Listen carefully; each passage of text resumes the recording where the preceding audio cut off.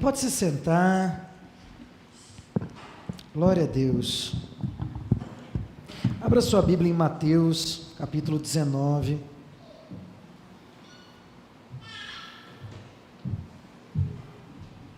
Mateus, capítulo 19.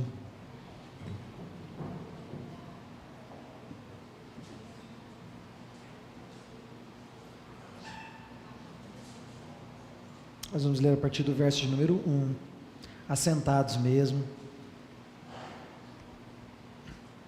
Mateus capítulo 19, a partir do verso de número 1. Eu estou muito feliz agora à noite, porque tem bastante gente solteira aqui na nossa igreja, né? Agora, no culto da noite. Culto de manhã, culto de manhã foi uma mensagem para casais, só tinha casal. Aí, no culto das 10h30, foi culto sobre educação cristã, como ensinar a criança no caminho que ela deve andar. Tinha um monte de pai com filhos pequenos. E agora nós temos o privilégio de trazer a palavra de Deus a respeito de casamento mais uma vez, mas enfocando um pouquinho mais a respeito dos solteiros, né? Então olha o que a palavra de Deus vai dizer. Tendo Jesus falado essas palavras, partiu da Galiléia e foi para a região da Judéia, para o outro lado do Jordão. E grandes multidões o seguiram, e ele as curou ali. E grandes multidões, aproximando-se dele, alguns fariseus, que o colocaram à prova perguntando: é permitido ao homem divorciar-se de sua mulher por qualquer motivo?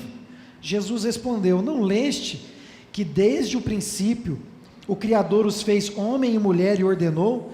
Por isso o homem deixará pai e mãe e se unirá à sua mulher, e serão os dois uma só carne. Assim, não são mais dois, mas uma só carne. Portanto, o que Deus uniu, o homem não separe. Eles lhe responderam então, por que Moisés mandou lhe dar documento de divórcio e mandá-lo embora? Ele lhe disse: foi por causa da dureza do vosso coração que Moisés vos permitiu se divorciar da vossa mulher. Mas não foi assim desde o princípio. Mas eu vos digo que todo aquele que se divorciar de sua mulher, a não ser por causa de infidelidade, e se casar com outra, comete adultério.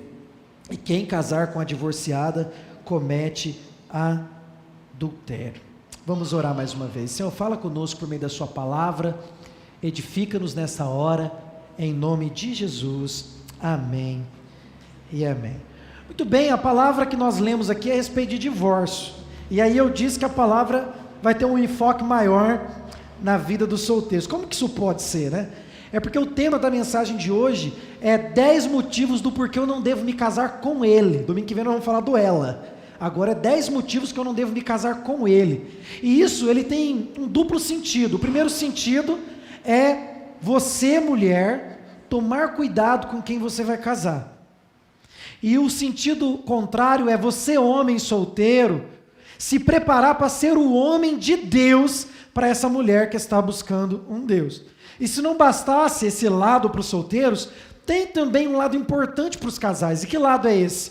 Se você, homem, não tem sido, ou melhor, tem sido como esses que nós vamos citar aqui, você está correndo um sério risco de perder o coração da sua família, de perder o coração da sua esposa, de perder o coração dos seus filhos. Então observe a palavra de Deus e observe os princípios de sabedoria que nascem da Escritura. O texto que nós lemos aqui agora vai falar que Deus, ele não fez o homem para se divorciar. Ele fez o homem para que uma vez casado, ficasse casado com a mesma pessoa até que a morte o separasse. Porém, devido à dureza do coração, preste atenção no texto, foi permitido na lei de Deus que o homem se divorciasse. Aí alguém vai dizer assim: bom, Deus permitiu o divórcio porque divorciar está certo. Não foi por isso que Deus permitiu o divórcio. Primeiro foi pela dureza de coração. Segundo, foi para a proteção da família. Quando nós estudamos os 10 mandamentos, O mandamento diz, não matarás, não porás diante de ti outros deuses, e assim sucessivamente. Sempre não, não, não. Então o Antigo Testamento, os 10 mandamentos do Antigo Testamento, nos é apresentado de uma forma negativa, e negativa não ruim, tá? Mas por causa do não, que é uma negativa. Não faça, não faça, não faça. Porém, existe um equivalente positivo para esse não faça. E no caso do não se divorciar, o equivalente positivo é a preservação da família. Nos tempos em que o texto foi escrito, quando um homem se divorciava de uma mulher, não existia pensão, não existia segurança. Muitas vezes ela não poderia nem voltar para a casa dos seus pais, dependendo do caso do divórcio. Ela ficava totalmente desamparada. Então o que Deus quer nos 10 mandamentos, no mandamento aqui de Jesus, que ele está dizendo que pode se divorciar, não é autorizar o divórcio, mas proteger a família caso o homem peque e se divorcie. Entendeu o ponto? Então, primeiro, se você é solteiro, pense bem na hora de casar. E nós vamos falar um pouquinho a respeito disso. Não case de qualquer maneira, não seja apressado em se relacionar. Quantas pessoas traumatizadas, machucadas, feridas com o relacionamento porque não observaram os princípios da Sagrada Escritura. Viveram de qualquer forma e agora culpam Deus e o mundo, mas não a si mesmas por não terem observado a palavra de Deus. Então o equivalente positivo do mandamento para não adulterar é a proteção da família. E quando nós falamos de adultério, de divórcio, quais são os motivos autorizados pela Escritura para que haja um verdadeiro divórcio? O apóstolo Paulo vai dizer que se o descrente abandonar o lar, então aquela pessoa está desobrigada, ele vai dizer. Então, ele fala, se você tem um marido incrédulo, não divorcia não, mas se ele te abandonar, abandono de lar é um motivo justo que caracteriza o divórcio. Jesus vai falar aqui também, adultério é um motivo justo. Violência doméstica, a mulher apanha do marido. Agora tem uns maridos que apanham também das mulheres, né? Violência doméstica também é motivo cabível para divórcio. Abuso. E aqui eu estou falando de abuso sexual, né? Às vezes, isso é mais comum do que a gente pode imaginar. Às vezes o marido abusa dos filhos. Gente, é uma perversão chocante, mas isso acontece. Então esse tipo de comportamento é autorizado, esses abusos são autorizados pela Escritura. Mas, por exemplo, incompatibilidade de gênero não. Por exemplo, quem mandou casar errado não autoriza. Então olhe para o princípio de sabedoria bíblica e aprenda. 10 homens que eu diria para você, não se case com ele. 10 motivos para não se casar com ele. Primeiro, está em 2 Coríntios, capítulo 6, verso de número 14, vai dizer assim, não vos prendais a julgo desigual com os infiéis, porque que sociedade tem a justiça com a injustiça?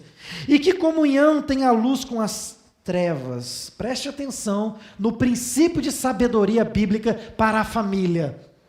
Quantas famílias, a moça se apaixona por um homem ímpio, por um cara que está lá no mundo e fala assim, o meu casamento, meu namoro é namoro missionário, pastor. Você não está entendendo. Falei, como assim namoro missionário, filha? Eu estou evangelizando aquele pituco lindo. Nossa!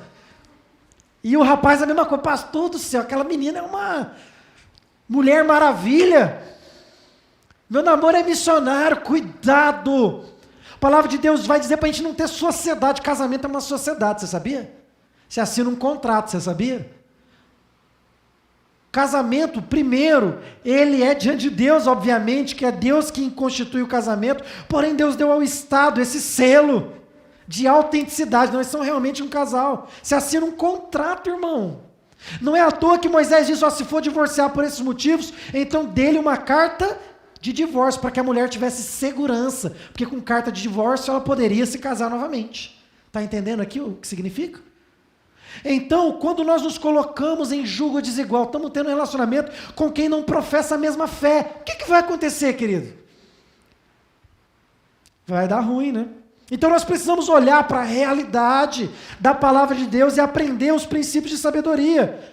Primeiro motivo para você não se casar com ele é se ele for um incrédulo. para você nem namorar, né? Você apaixonou, então ganha ele primeiro para Jesus, vê se ele converteu de fato, depois você pensa em namorar com esse moço. Mas aí, pastor, minhas amigas na igreja estão na seca também. Fica tranquilo, irmão, o que é seu, Deus não vai deixar a outra levar. Fique em paz, tá bom? Fica tranquila. E se você está aqui hoje, ou está nos acompanhando pela internet, e é um rapaz incrédulo, e se apaixonou por uma moça crente, ora, eu vou dizer para você que Deus te deu mais um motivo, né, para você se aproximar dele. Mas esse não é o motivo certo para você se aproximar de Jesus. Jesus não é a cereja do bolo. Jesus é o bolo inteiro. Ele é o glacê, ele é a cobertura, ele é a massa, ele é a cereja, ele é tudo. Então não é assim, poxa, eu vou lá por causa daquela menina. Pode ser que você encontre Jesus, mas não é esse motivo. Você precisa olhar Jesus porque você é pecador, porque você precisa dele. Então, querido, querida, se a pessoa que você está olhando, que você está querendo é incrédulo, e se eu me casei já, pastor, com incrédulo, o conselho do apóstolo Paulo é, fica tranquilo, não bata de frente, respeite o seu marido, porque você pode, o apóstolo Pedro vai dizer isso, né? Ganhá-lo pelo exemplo, pelo testemunho. Gente, tem mulher que não tem um pingo de sabedoria, tem homem que casou com uma mulher incrédula, se converteu depois e não tem um pingo de sabedoria. O chamado de Deus é, casou com o incrédulo, já fez isso daí que não devia, então agora aguenta, não é para você largar não. Agora, se a outra parte adulterar, se a outra parte abandonar o lar, se a outra parte tiver violência doméstica, se a outra parte tiver abuso, se a outra parte, aí tudo bem, aí você está liberado. Mas caso contrário, cuidado, porque você pode estar desobedecendo a Deus. Segundo motivo para você não se casar com ele, Provérbios 12, 22. Se você quiser aprender a manusear a Bíblia rápido, eu aconselho que você não feche a Bíblia e que você vá procurando aí, vamos acompanhando comigo. Olha o que vai dizer o texto, Provérbios 12, 22. O Senhor odeia lábios mentirosos, mas ele se deleita com a verdade. Gente, presta atenção. Se Deus não tem prazer em alguém mentiroso, você acha que você vai ter? Deus já está te dando a dica, falou, eu odeio mentiroso. E aí você percebeu que a pessoa é mentirosa, vai ficar insistindo nisso daí? Aí depois de não sei quanto tempo, quantos casais eu aconselho que vem falar assim para mim, por que, pastor, que Deus deixa eu viver isso, dá vontade de dar uns cascudos, né? Mas aí seria abuso do pastor, né? Dá uns cascudos na cabeça e dizer assim, como assim Deus está deixando? Deus permitiu mesmo por causa da dureza do seu coração. Você não teve paciência, você não esperou, você não analisou, você não olhou os princípios bíblicos para se relacionar. Por isso que você está vivendo dessa forma. Então, o segundo motivo para não se envolver com uma pessoa é se ela for mentirosa.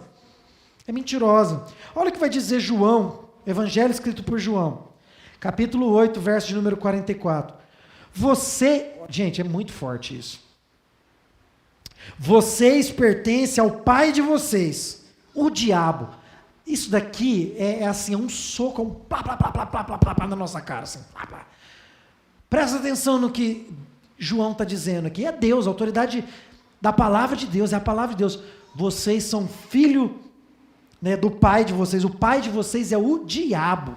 E às vezes a gente pensa assim, né, todo mundo é filho de Deus, né? Não. Tem os filhos do diabo também. E o texto continua. E vocês querem realizar o desejo dele. Ele foi homicida desde o princípio e não se apegou à verdade, pois não há verdade nele. Quando mente, fala a sua própria língua, pois é mentiroso e pai da mentira. Aquele que é mentiroso, que tem lábios mentirosos, filho, ele tem um pai. E o pai não é Deus. O pai é o diabo. Eu pergunto para você, se sendo filho de Deus, vai se relacionar com uma pessoa mentirosa, talvez você seja um mentiroso, né? Se você é um mentiroso, eu preciso dizer para você, você está fazendo a vontade do teu pai. Mas hoje é um dia importante para que você se levante dessa condição pelo poder do Evangelho de Cristo Jesus, se renda ao senhorio dele, ele é poderoso para te salvar da mentira, e te colocar na luz, e te colocar na verdade, e te colocar na presença dele. Terceiro motivo para você não se envolver com uma pessoa, para você não se casar com ele, é o playboyzinho. Já ouviu falar no playboyzinho? Algumas pessoas não sabem o que isso significa, né? O playboyzinho é aquela pessoa que tem toda uma aparência, mas por dentro está estragado. Sabe aquele ditado que eu gosto de falar aqui, né? Antigo? Por fora, bela viola. Por dentro, pão bolorento. Por fora é igual um túmulo. Aquela lápide maravilhosa, aquele mármore em cima. Um dia eu fui no velório, eu gosto de falar porque foi muito forte aquilo. Um anjo, assim, uma coisa mais linda, de bronze, curvado assim no túmulo da pessoa, guardando o túmulo dela. Coisa mais linda. Mas faz o seguinte, vai lá uma semana depois que foi enterrado. Abre aquela beleza de túmulo e dá uma olhada lá dentro. Você não vai conseguir respirar por causa que aquele corpo estará em estado de decomposição. Então, cuidado, a pessoa que aparenta muita elegância, muito bonita, mas por dentro está estragada. Está ouvindo aí? Está ouvindo aí? Tá? Estão ouvindo aí, né? Estão pegando aí, né? Solteiros aí, né? Cuidado, querido. Mas, pastor, meu marido, ele quer dar um de playboyzinho, pastor. Minha esposa agora, ela é a patricinha. Cuidado, irmão. O coração do seu cônjuge vai ser roubado. Às vezes a gente pensa que não. Davi foi um desses, sabia? Ele está lá sentado no seu trono, ele achou que ninguém era capaz de roubar o coração do povo dele. Mas Absalão estava lá na porta. Cuidado com o Absalão. Cuidado. O Absalão do nosso tempo, o pessoal chama ele de Ricardão. Lá era Absalão, no nosso tempo agora é o Ricardão. Cuidado. Absalão fica na porta do palácio, diz a palavra de Deus. Ele está lá na porta do palácio. E a pessoa chega até Davi, e Davi não atende ela. E a pessoa sai triste, cabisbaixa, diz a palavra de Deus que Absalão vê aquilo. E Absalão pega e dá a seguinte palavra para a pessoa. Qual é a tua causa? A minha causa é essa, essa e essa. Nossa, sua causa, se eu fosse o rei, eu daria ganho de causa para você. Está roubando. A palavra de Deus vai dizer assim, e assim Absalão roubava o coração do povo. Cuidado, irmãos, tem pessoas que acham que é intocável. O conselho que eu dou para os casais, eu falei isso de manhã, eu vou repetir aqui à noite. Por que você não trai a sua esposa? Porque você a ama, isso tudo é importante. Porque você a respeita, isso tudo é importante. Mas em primeiro lugar, você não faz isso porque você tem um Deus. E você se submete ao senhorio desse Deus. Então cuidado, cuidado, para o coração não ser roubado. Aqui eu quero abrir um parênteses para falar que embora seja pecado se divorciar, esse pecado é um pecado perdoável. É um pecado perdoável. A palavra de Deus vai dizer que só existe um pecado que não é perdoado. A blasfêmia contra o Espírito Santo. E a palavra de Deus vai dizer que a blasfêmia contra o Espírito Santo, o cenário é o seguinte, Jesus está expulsando o demônio, Jesus está curando, e as pessoas diziam assim, ele faz isso pelo poder de Satanás, de Beelzebu. Aí Jesus fala, olha, cuidado, vocês estão atribuindo a obra do Espírito Santo ao diabo, e isso é blasfemar, vocês não estão crendo. O único pecado imperdoável é a incredulidade. A incredulidade é a blasfêmia contra o Espírito Santo. É quando nós resistimos ao Espírito. A incredulidade. Quem crê será salvo. Quem não crê já está condenado. A incredulidade é um pecado imperdoável. Agora o divórcio ele é perdoável. Só que existe alguns aspectos do relacionamento que você não devia nem casar com uma pessoa assim. Quarto motivo para você não se casar, o caloteiro, o enrolado. Você pegou uma pessoa, divorciou, vou me casar com ela, a gente vai estudar o caso, né? Para saber se você pode se casar com ela, se você puder realmente se casar com essa pessoa. E essa pessoa, por exemplo, tinha um filho. Essa pessoa não paga pensão. Eu te pergunto, se ela não cuida dos próprios filhos, você acha que ela vai cuidar de você? Você está entendendo? Aonde que surge? Isso é princípio de sabedoria bíblica, irmão. Não faça isso. Quinto motivo, o viciado. Olha que a palavra de Deus vai dizer em Gálatas, capítulo 5, versículo 1. Estais, pois, firmes na liberdade com que Cristo nos libertou, e não torneis a manter-vos debaixo do jugo da servidão. Não fiquem mais escravos de nada, porque vocês foram libertados por Cristo Jesus. A pessoa é solteira e não venceu nem a masturbação. Você acha que vai vencer casar em santidade? Pessoas que são viciadas em pornografia. E eu digo pessoas, porque antigamente isso era muito restrito a homens.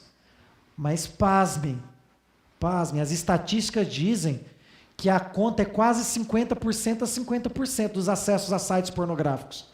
E existem, queridos, vários níveis de pornografia. E ele não sabia nadar, e o lago era profundo. Ele começa a se abaixar, porque ele acha que ele é tão lindo, que ele quer dar um beijo nele mesmo. Ele cai e morre. Afogado, porque ele não sabia nadar. Isso é o narcisismo, ele é tão apaixonado por ele mesmo, que ele sufoca a ele e todo mundo que está em volta dele. Tudo que a pessoa fala é sempre em primeira pessoa. Eu. Quando a pessoa começar a falar muito eu perto de você, você começa a falar assim, tchau. Fica longe desse eu. Pessoas que são apaixonadas por ela mesma. Olha o que Tiago vai dizer. Tiago capítulo 3, verso 14. Contudo, se vocês abrigam no coração inveja, amargura e ambição egoísta, não se gloriem disso, nem neguem a verdade. Tiago está dizendo assim, olha, cuidado, vocês estão dizendo que vocês são crentes, mas as obras de vocês são más. Por quê? Porque vocês se gloriam e vocês têm uma ambição egoísta. Ambição não é ruim, mas ambição egoísta é ruim. Esse dia eu estava orando para Deus, eu queria ganhar mais dinheiro. Só que qual era a motivação? Eu estava vendo uma pessoa necessitada. Eu queria ajudar aquela pessoa. Queria fazer alguma coisa por ela, mas eu não tinha como fazer do jeito que eu queria. Eu fiz como eu podia. Porque tem gente que é assim, eu não posso te dar. Não dá nada, né? Você pode dar um pouco. Tem gente que é assim, né? Poxa, pastor, tá difícil, eu não vou ofertar esse mês na igreja. Pô, irmão, não podia dar R$1, R$5, R$10. Não podia ser generoso, dar a ofertinha lá da viúva, lembra? Não importa o valor, era a moedinha que ela deu. A moedinha que ela deu foi maior do que o saco de dinheiro do fariseu. A generosidade. Então, cuidado com o narcisista, que é apaixonado, mas sou eu, pastor, eu é que sou o cara. Eu é que sou... Você sabe como é que você vai saber se você é narcisista? Eu já peguei um monte de solteiro falando assim para mim, pastor, eu estou orando porque eu quero alguém que seja melhor do que eu. Melhor do que eu, pastor. Se for igual eu abaixo de mim, eu não quero não. Tem que ser melhor. Aí eu falei assim, então, né? Mas pode ser que essa pessoa que é melhor que você não vai te querer, vai querer uma pessoa melhor do que ela também, você não acha não? Tá vendo como que a gente é egoísta? Quero alguém que seja melhor do que eu. Mas e a pessoa que é melhor que você? Ela não pode também estar querendo a mesma coisa? Então, filho, você não vai estar no nível dela, não. Ela não vai te querer, não. Então, cuidado com essa imagem narcisista. 8º conselho que eu te dou, não se case com ele, se ele é abusador. Você não vai fazer, você não vai sair, você não vai ligar, você não pode. Não toque nisso, não pegue aquilo, não fa... Rapaz, cuidado com o abusador. 9, nós estamos caminhando, só falta mais um, depois do 9. O crianção. Mulher gosta de um homem divertido, né? Uma das maiores qualidades que eu amo na minha esposa, maravilhosa, que tem um monte de qualidade, eu não vou falar das qualidades dela, porque senão nós ia ficar a noite toda. Mas eu vou falar uma qualidade dela. Ela é divertida. Até essa cara de brava de vez em quando, mas ela é divertida, ela me faz rir, ela me faz gargalhar, eu dou risada. Eu já sou mais chato, né? Eu falo assim para ela, eu sou chato, né, amor? Você é. Eu falo, amor, não era para concordar, você fica quieta nessa ocasião, só para você ouvir. Mas você é, amor. Ela não, ela é divertida. Como que eu amo isso nela? Mas ser divertido, ser sorridente, é diferente de ser bebezão, de ser crianção. Quantos homens barbudos, mas ainda são crianças lá dentro? É o fenômeno do o menino, homem por fora, menininho por dentro. O apóstolo Paulo vai dizer, quando eu era criança, eu falava das coisas de criança, eu agia como criança, eu vivia como criança, mas agora que sou homem, seja homem. E você, minha querida, não se envolva com o bebezão da mamãe. Aí bebezão da mamãe, deixa lá com a mamãe. Não se envolva, não seja tola. Esse é um motivo claro para você não se envolver com alguém. Senão você vai ter problema, vai casar com um rapaz, vai querer namorar, ele vai estar no videogame. Vai querer um carinho, ele vai querer sair para brincar de bola com os amigos. não vai te dar atenção. Tem problema jogar videogame? Lógico que não. Eu tenho Xbox lá em casa, de vez em quando eu jogo com meu filho. Tem problema em jogar bola com os amigos? Não tem problema fazer isso não, pode fazer. Mas tem cara que vive nisso, é a vida dele é brincar, né? A vida dele é jogar, a vida dele é o lazer. Você vai ter problema, aí você não vai poder divorciar por causa disso não. Você vai ter problema e vai ter que ficar com ele. 10º e último, e nós vamos encerrar essa série de conselhos. O controlador, centralizador.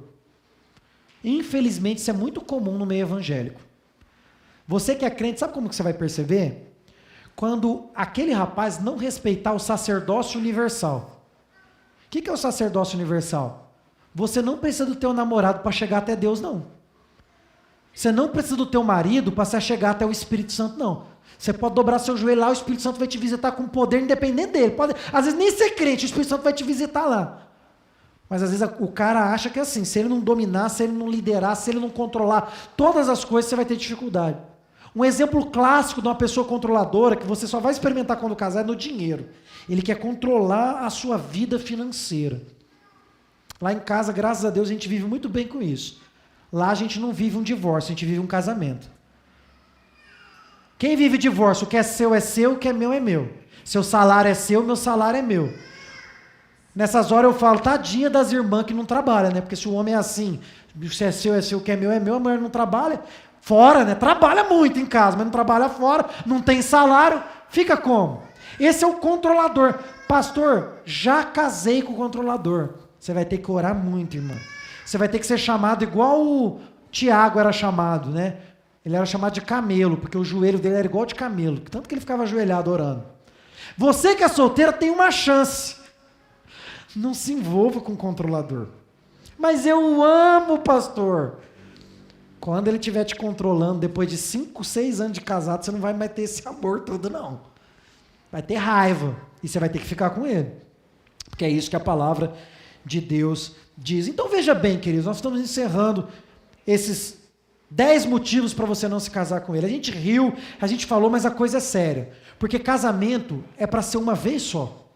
Casamento não é para ser 2 vezes. Deus criou o homem e a mulher para se completar. Mas pastor, não dei certo, pastor, não consegui, vou ficar solteiro. Cuidado com essa visão. Deus tem uma pessoa para você, a não ser que você tenha o dom do celibato. Então, querido, conselho bíblico para você nessa noite de sabedoria é: observe atentamente antes de tomar uma decisão. E se você não observou atentamente antes de tomar uma decisão, você está numa igreja que cuida das suas famílias. Você tem aqui, eu disse aqui no domingo pela manhã, pessoas que têm condição de te aconselhar. Você pode me procurar. Você pode procurar pessoas mais velhas que tem aqui na igreja. Tem gente que tem 50 anos de casado, 57 anos de casado, 30 anos de casado. Tem gente que, a irmã Maria que está aqui mesmo, já foi viúva 2 vezes, tem muita experiência. Vai bater um papo com a irmã Maria, que ela vai dar uma aula de casamento para você do que você tem que fazer. Você tem muita gente, Deus tem dado muitos dons para essa igreja aqui, para você ser edificado, ser sustentado e poder vencer na dificuldade. Então, se você já está casado e a coisa está difícil, você fala, pastor, a coisa está feia. De 10, 9 aqui é o meu marido. De 10 aqui, 10 é minha esposa, pastor. Eu vou dizer para você, calma. Há solução, há esperança, há uma luz no fim do túnel. Sabe qual é a luz? A luz se chama Jesus Cristo. Porque Ele não salva o homem só do seu pecado. Ele transforma a vida de um homem. Ele transforma a vida de uma mulher. Eu preciso ser transformado. Você precisa ser transformado. Então não perca a esperança. Procure ajuda em nome de Jesus. Curva a sua cabeça, eu quero orar por você. Pai, nós te engrandecemos e te exaltamos pelas famílias que o Senhor tem dado a esta igreja. Que possamos crescer em unidade, verdade, na Tua palavra. Agradecemos pelos princípios de sabedoria que nascem da Sua palavra e transformam o nosso coração. Recebe nossas vidas, Deus, e abençoa os meus irmãos aqui presentes, em nome de Jesus. Aquela mulher, Senhor Deus, que está querendo divorciar, aquele homem que está querendo abandonar tudo.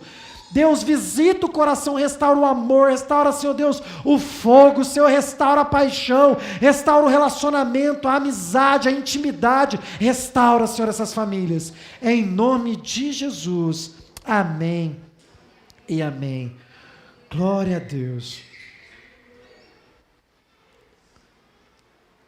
Case, irmãos, case. Case, que é muito bom casar.